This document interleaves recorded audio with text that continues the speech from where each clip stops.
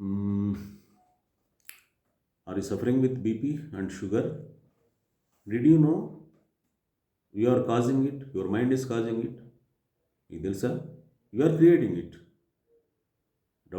మీకు ఏదైనా డౌట్గా ఉందా? నేను ఒక లాంగ్ వీడియో వేసాను చూడండి. Mind can create the disease. గుర్తుపెట్టుకోండి, it can create the disease, it can heal the disease. Both రెండు పవర్స్ మైండ్కి ఉన్నాయి. But you must take control of your mind. Then only you can ఒకవేళ already disease వస్తే you can heal it consciously.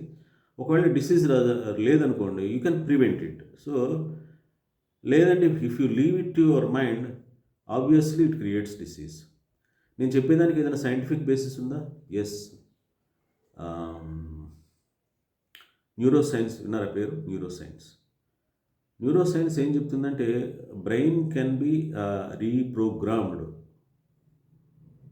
అది దానికి reprogram చేస్తే it is very much possible. అదే నేను చెప్పేది. మైండ్, మీరు కనుక మైండ్ని కాన్షియస్గా if you move towards joyful life, డెఫినెట్గా you can heal it.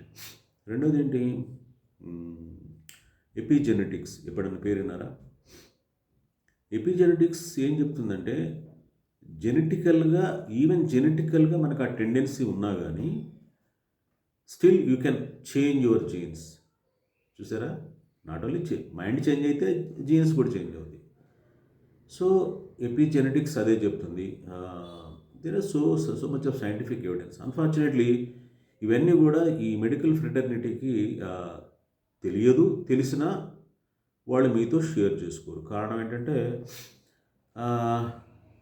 Pharmaceutical and medicine is a business అండి. వాళ్ళకి తగ్గితే వాళ్ళకి బిజినెస్ ఏముంటుంది? సో ఖచ్చితంగా వాళ్ళు తెలియదు. తెలిసినా వాళ్ళు చెప్పరు. తెలియదు, మోస్ట్లీ వాళ్ళకి తెలియదు. సైంటిఫిక్ ప్రూఫ్ అయితే ఉంది. సో కాబట్టి నేను దీని మీద లాంగ్ వీడియో చేశాను, చూడండి. It is life saving. మళ్ళీ రిపీట్ చేస్తున్నా, ఈ ఒక్క వీడియో మీరు కనుక చూసి దాన్ని అర్థం చేసుకొని మీ లైఫ్ స్టైల్ చేంజ్ చేసుకుంటే మీ డిసీజెస్ మీ బీపీ కానీ షుగర్ కానీ కంప్లీట్గా తగ్గొచ్చు. లేకపోతే సబ్స్టాన్షియల్గా తగ్గించుకోవచ్చు. మీ యొక్క లైఫ్ స్పాన్ని సబ్స్టాన్షియల్గా ఎన్హాన్స్ చేసుకోవచ్చు.